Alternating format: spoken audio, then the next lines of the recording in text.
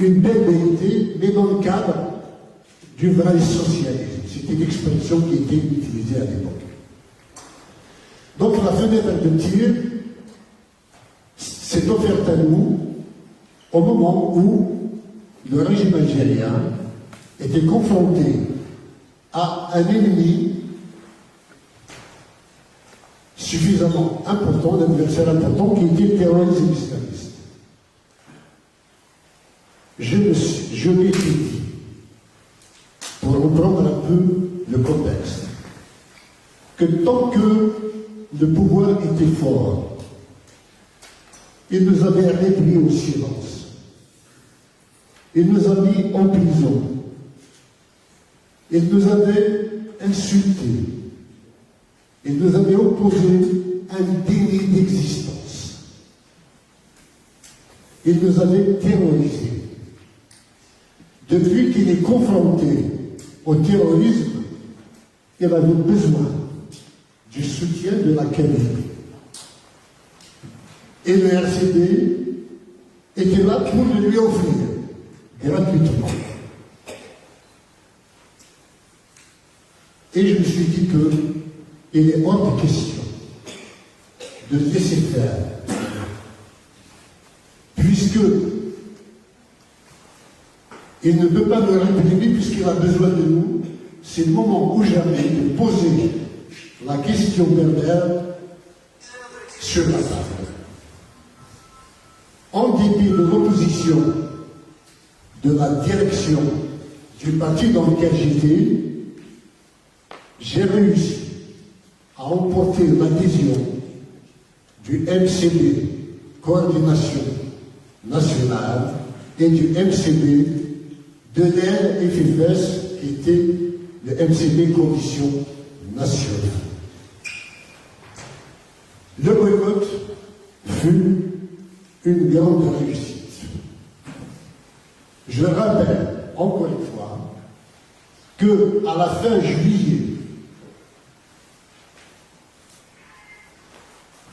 les médias algériens avaient annoncé que le fils, ou le Gilia, menaçait de mort tous les enfants qui reprendraient le chemin de l'école. Donc ça posait un problème moral pour nous, politique aussi.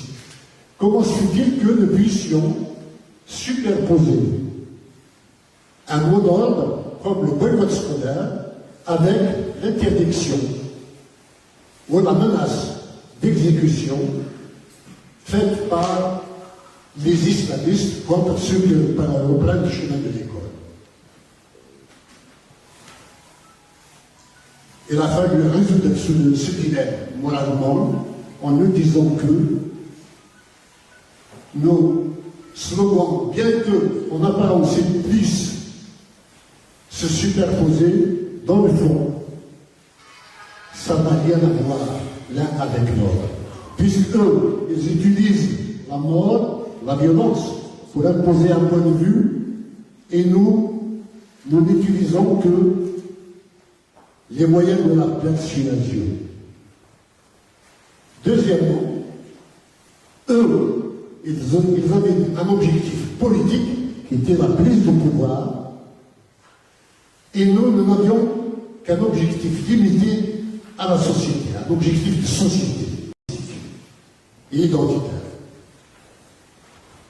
Donc, le boycott a été cédé le 30 ou 31 août au niveau des commissions nationales, au niveau de la coordination nationale du mouvement culturel berbère, dont j'étais le président. Et 2 jours plus tard, ou 3 jours plus tard, c'était les commissions nationales qui avaient décidé également de soutenir l'initiative des boycotts scolaires. À l'intérieur du RCD, il y avait tous les éléments proches de Saint-Xavier qui étaient contre. Mais j'avais la majorité des associations et des coordinations qu'il y avait au sein du MCB. Et le boycott fut lancé. Pour vous rendre compte que la menace proférée par le GIA, soi-disant par le GIA, en juillet, contre tous ceux qui reprendraient le chemin de l'école, elle n'a pas été exécutée. Il n'y a eu aucun acte de violence contre ceux qui avaient repris le chemin de l'école. Par contre, la Kabylie, le MCP et la Kabylie ont réussi le boycott scolaire.